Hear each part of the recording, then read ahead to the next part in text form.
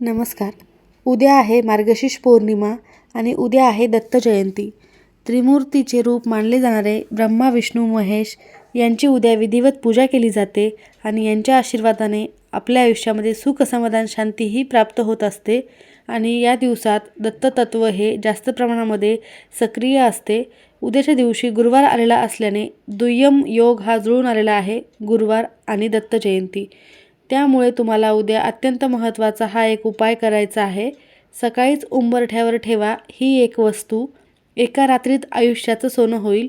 7 पिढ्यांचं दारिद्र्य हे नष्ट होणार आहे आणि प्रगती देखील होणार आहे. तुमच्या कुटुंबाची प्रगती होण्यासाठी, सुख समृद्धी लागण्यासाठी तुम्हाला उंबरठ्यावर उद्याच्या दिवशी ही एक वस्तू आवर्जून ठेवायची आहे. तर अशी कोणती वस्तू ठेवायची आहे, कोणत्या वेळेत ठेवायची आहे, सविस्तर संपूर्ण माहिती आपण याच व्हिडिओमध्ये बघणार आहोत. त्यामुळे व्हिडिओ स्किप न करता शेवटपर्यंत बघा. माहिती आवडल्यास लाईक, शेअर, सबस्क्राईब करून बेल आयकॉनला प्रेस करा आणि कमेंट बॉक्समध्ये दिगंबरा दिगंबरा श्रीपाद वल्लभ दिगंबरा श्री गुरुदेव दत्त किंवा तुम्ही श्री स्वामी समर्थ देखील लिहू शकता, जेणेकरून तुम्हाला दत्तात्रयांचे आशीर्वाद प्राप्त होतील.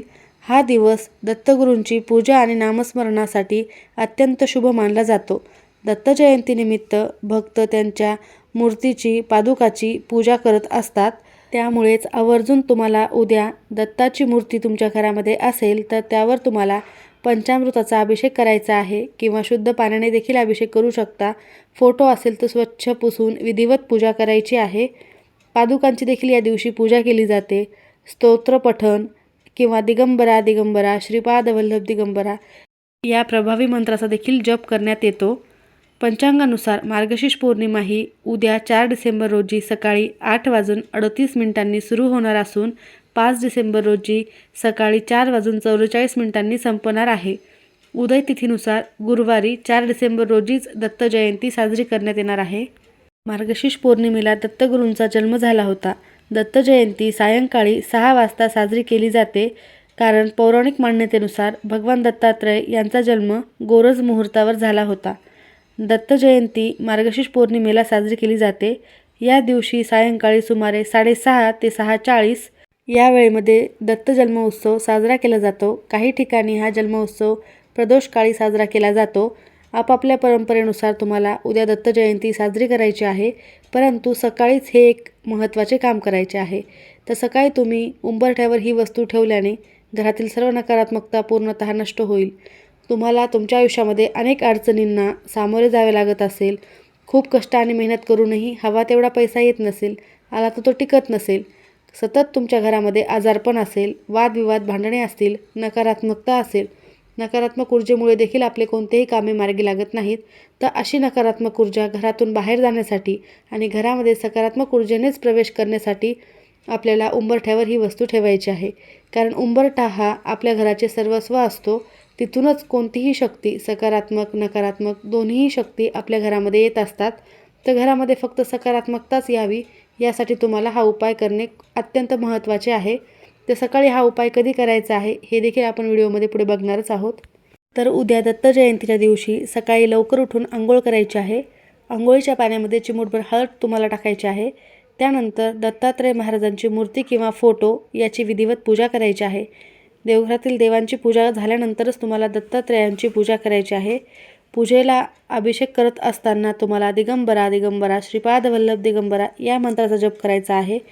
किंवा अनेक सेवा आहेत ज्या तुम्ही करू शकता, जसे की ओम द्रा दत्तात्रयाय नमः, ओम नमो भगवते दत्तात्रयाय या मंत्राचा देखील जप करू शकता किंवा ओम श्री गुरुदेव दत्त हा मंत्र देखील म्हणू शकता. श्री दत्तात्रयांचे स्वरूप त्रिगुणात्मक त्रिमूर्ती असलेले ब्रह्मा विष्णू महेश अशा स्वरूपाचे आहे. सत्व, रज, तम हे त्रिगुण तसेच गुणांचे प्रतीक म्हणजे त्रिमूर्ती दत्त होत. निर्मिती, पालन, संहार हे त्यांचे कार्य होय. देव आणि मुनिवर त्यांचे ध्यान करतात. दत्ताची उपासना 3 प्रकारे करता येते. गायत्री मंत्र वा गुरूंचे मंत्रस्मरण करून, श्री गुरुचरित्राचे पठण करून म्हणजेच श्री गुरुचरित्राचे पारायण करायचे असते. यामधून देखील सेवा घडते, उपासना करण्यात येते. त्याचबरोबर दत्ताचे नामस्मरण, दत्तबावनी, गुरुचरित्रातील 16वा व 18वा अध्याय देखील वाचला तरीही उत्तम ठरेल. तसेच गुरुलीलामृत, स्वामीचरित्र सारामृत हे दत्त संप्रदायातील ग्रंथ देखील वाचावेत. दत्तगुरूंना पिवळे वस्त्र, पिवळी मिठाई, पिवळ्या रंगाचे फूल आवर्जून अर्पण करावे. विधिवत पूजा नैवेद्य करून आरती करावी. हे सगळं यथासांग आणि योग्य पद्धतीनं तुम्हाला करायचंच आहे. परंतु आवर्जून हा एक उपाय करायचा आहे. तर सकाळीच तुम्हाला हा उपाय कोणत्या वेळेत करायचा आहे? तर सकाळी तुम्ही 9:30 वाजेपर्यंत हा उपाय करू शकता. उपाय करण्यासाठी तुम्हाला एक तांब्या घ्यायचा आहे. तांब्यामध्ये शुद्ध पिण्याचे पाणी घ्यायचे आहे. त्यामध्ये थोडीशी हळद टाकायची आहे, थोडेसे गंगाजल टाकायचे आहे, थोडेसे गोमूत्र टाकायचे आहे, किंवा तुम्ही फक्त गंगाजलाने हळद टाकली तरीही चालेल. त्यानंतर हे हळदीचे पाणी तुम्हाला तुमच्या मुख्य प्रवेशद्वाराच्या बाहेर म्हणजे उंबरठ्याच्या बाहेर आणि आतूनही थोडेसे असे शिंपडून घ्यायचे आहे आणि एक स्वच्छ कपडा घेऊन व्यवस्थितपणे साफ करून घ्यायचे आहे. त्याचबरोबर तुम्हाला उंबरठ्याच्या बाहेर एक दिवा आवर्जून प्रज्वलित करायचा आहे. मातीची पंती घ्या, त्यामध्ये दुहेरी कापसाची वात लावा. त्या वातीला थोडेसे हळद कुंकू लावायचे आहे व त्यामध्ये तूप किंवा तेल काहीही असले तरी चालेल, ते टाकून एक दिवा प्रज्वलित करायचा आहे. दिव्याला तुम्हाला फुलांचे आसन द्यायचे आहे. जेव्हा तुम्ही घराच्या बाहेरून घरामध्ये प्रवेश करता तर तुमची जी उजवी साईड असते त्या साईडला तुम्हाला हा दिवा प्रज्वलित करायचा आहे. त्यानंतर तुम्हाला हळदीचे लेपन हे उंबरठ्यावर करायचे आहे. उंबरठ्यावर हळदीचे लेपन करण्याला अनन्यसाधारण महत्त्व आहे. असे लेपन केल्याने माता लक्ष्मी तुमच्या घराकडे आकर्षित होत असते. आणि तुम्ही पाहिले असेल, गुरुवारी बरेच जण हळदीचे लेपन हे करत असतात. परंतु तुम्हाला प्रत्येक गुरुवारी करणे शक्य नाही झाल्यास अमावस्या, पौर्णिमा आणि अशा विशेष तिथीवर तुम्हाला आवर्जून हळदीचे लेपन हे तुमच्या उंबरठ्यावर करायचे आहे. यामुळे माता लक्ष्मी तुमच्या घराकडे आकर्षित होत असते. आणि उद्या योगायोगाने गुरुवार आहे आणि पौर्णिमा देखील आहे. पौर्णिमा तिथी माता लक्ष्मीला समर्पित आहे आणि उद्या दत्त जयंती देखील आहे. म्हणजे गुरूंचा देखील आशीर्वाद तुम्हाला प्राप्त होणार आहे. त्रिमूर्ती, त्रिदेवतांचा आशीर्वाद तुम्हाला प्राप्त होत आहे. लक्ष्मीचा देखील आशीर्वाद प्राप्त होत आहे. त्यामुळे तुम्हाला आवर्जून हे काही उपाय अत्यंत महत्त्वाचे आणि साधे सोपे पण प्रभावी असलेले करायचेच आहे. वेळात वेळ काढून करा. यामुळे माता लक्ष्मी तुमच्या घराकडे आकर्षित होते आणि घरातील दुःख, दारिद्र्य, अलक्ष्मी घराच्या बाहेर निघून जाते. माता लक्ष्मी तुमच्या घरामध्ये कायम वास करते. हळदीचे लेपन करण्यासाठी एका वाटीमध्ये थोडीशी हळद घ्या. त्यामध्ये गंगाजल असेल तर ते टाका, नाही तर पाणी टाकले तरीही चालेल. आणि त्याची पेस्ट बनवून हळदीचे हे लेपन उंबरठ्यावर लावून घ्यायचे आहे. त्यानंतर तुम्हाला कुंकवाचा थोडासा गंध तयार करून घ्यायचा आहे. आणि उंबरठ्यावर लेपन केलेले आहे तर दोन्हीही साईडला, डाव्या आणि उजव्या दोन्ही साईडला एक एक स्वस्तिक काढायचे आहे. स्वस्तिक हे पूर्ण काढायचे आहे. कडाच्या लाईन देखील त्याच्या काढायच्या आहे. मधले 4 बिंदू देखील काढायचे आहेत. आणि त्याच कुंकवाच्या गंधाने तुम्हाला तुमच्या मुख्य प्रवेशद्वाराच्या उंबरठ्यावर अष्टलक्ष्मीचे प्रतीक काढायचे आहेत. कारण उद्या पौर्णिमा आहे आणि पौर्णिमा तिथी देखील माता लक्ष्मीला समर्पित आहे. लक्ष्मीचे अष्टस्वरूप तुम्हाला आवर्जून उंबरठ्यावर काढायचे आहे. तर ते कसे काढायचे आहे तर ते कुंकवाच्या गंधाने एक एक तुम्हाला लक्ष्मीचे नाव घेऊन एक एक रेषा ओढायच्या आहेत. पहिले बोट ओढताना तुम्हाला आदिलक्ष्मी म्हणायचे आहे. दुसरे कुंकवाचे बोट ओढताना धनलक्ष्मी, तिसऱ्यांदा गजलक्ष्मी, चौथे बोट ओढताना संतानलक्ष्मी, धान्यलक्ष्मी, वीरालक्ष्मी, विद्यालक्ष्मी आणि विजयालक्ष्मी असे तुम्हाला अष्टलक्ष्मीचे नाव घेऊन 8 रेषा ओढायच्या आहेत. मार्गशीर्ष पौर्णिमेला अष्टलक्ष्मीची पूजा जर केली तर तुमच्या आयुष्यातील सर्व दुःख, दारिद्र्य, संकट पूर्णतः नष्ट होत असतात. आणि उद्या मार्गशीर्ष महिन्यातील दुसरा गुरुवार देखील आहे. घरामध्ये अमाप पैसा, सुख, समृद्धी, शांती, आनंद प्राप्त होतो. आपल्या प्रत्येक कामाला, प्रत्येक क्षेत्रामध्ये यश मिळायला सुरुवात होत असते. त्यामुळे तुम्हाला आवर्जून अष्टलक्ष्मीच्या प्रतीकाची पूजा करायची आहे. रेषा नसतील ओढता येत तर तुम्ही एक एक टिंब देखील देऊ शकता. असे 8 टिंब द्यायचे आहे आणि अष्टलक्ष्मीच्या नावांचे स्मरण करायचे आहे. त्यानंतर उंबरठ्यावर हळद, कुंकू, अक्षता, फुले अर्पण करायचे आहेत. हळद, कुंकू, अक्षता, फुले वाहून झाल्यानंतर लाल फुले असतील तर ते वाहा. त्यानंतर स्वस्तिकला देखील व्हायचे आहेत, अष्टलक्ष्मीला व्हायचे आहेत. आणि त्या कुंकवाच्या गंधाने तुम्हाला तुमच्या मुख्य प्रवेशद्वारावर देखील एक स्वस्तिक काढायचे आहे. स्वस्तिक हे पूर्ण काढायचे आहे.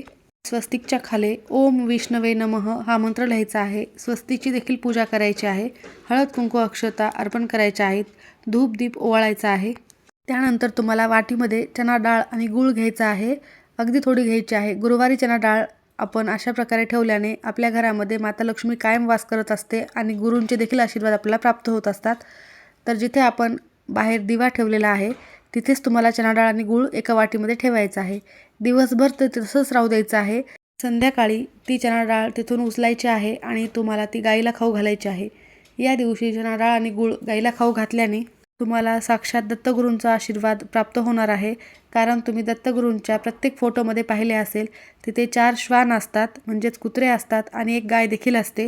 म्हणूनच या दिवशी गायीची पूजा करण्याला देखील विशेष महत्त्व आहे. म्हणून तुम्ही आवर्जून चणा डाळ आणि गूळ ते बाहेर ठेवलेला जो आहे तो गायीला खाऊ घालायचा आहे. आपल्या घरामध्ये अन्नधान्याची कधीही कमतरता पडू नये म्हणून या दिवशी अन्नपूर्णा जयंती देखील आहे. तर त्यासाठी तुम्हाला अजून एक उपाय करायचा आहे. तर तुम्हाला कुंकवाच्या गंधाने गॅस शेगडीच्या वरती किंवा गॅस शेगडीवर जिथे कुठे जागा आहे, मागच्या साईडला फरशी असते तिथे जागा असेल तर तिथे तुम्हाला एक स्वस्तिक आवर्जून काढायचे आहे. त्या स्वस्तिकची देखील तुम्हाला हळद कुंकू अक्षता फुले वाहून पूजा करायची आहे. तुळशीजवळ देखील एक तुम्हाला स्वस्तिक काढायचे आहे. त्या स्वस्तिकची देखील हळद कुंकू अक्षता फुले वाहून पूजा करायची आहे. तुळशीलाही लक्ष्मी मातेचे प्रतीक मानले जाते, म्हणून तुळशीजवळ स्वस्तिक काढल्याने माता लक्ष्मी तुमच्या घराकडे आकर्षित होत असते. तुमच्या देवघराच्या मागच्या साईडला देखील तुम्हाला एक स्वस्तिक काढायचे आहे. तर अशा प्रकारे हे मांगल्याचे प्रतीक असलेले स्वस्तिक आवर्जून काढा. दत्त जयंती असल्यामुळे प्रत्येकाने हे व्रत उपासना या दिवशी करावीच. त्यासोबतच तुम्ही उंबराच्या झाडाची देखील पूजा करायची आहे. उंबराच्या झाडाला तुम्हाला 1 तांब्याभर शुद्ध पिण्याचे पाणी आणि त्यामध्ये थोडेसे चिमूटभर हळद टाकून अर्पण करायचे आहे उंबराच्या झाडाला. आणि पिवळ्या कलरच्या अक्षता करून त्या देखील अर्पण करायच्या आहेत आणि 11 प्रदक्षिणा घालायच्या आहेत. दिगंबरा दिगंबरा श्रीपादवल्लभ दिगंबरा हा मंत्र जप देखील करायचा आहे प्रदक्षिणा करत असताना. नक्की करून पहा. साक्षात दत्तगुरूंचा आशीर्वाद तुम्हाला प्राप्त होईल व तुमच्या आयुष्यातील सर्व संकटे नष्ट होतील आणि घरामध्ये आनंदाचे वातावरण निर्माण होईल आणि सुख समृद्धी देखील नांदेल. त्यामुळे नक्की करा. माहिती आवडली असेल तर नक्की लाईक करा. सर्वांचे खूप खूप धन्यवाद.